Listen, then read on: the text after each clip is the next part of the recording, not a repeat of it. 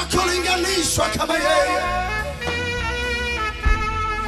Yeye ni Baba, yeye ni Mungu wa miungu, yeye ni Bwana wa mabwana. Tunakupenda Yesu. Huu ni usiku wa historia kwenye maisha yetu. Kamwe hatutatoka kama tulivyoingia.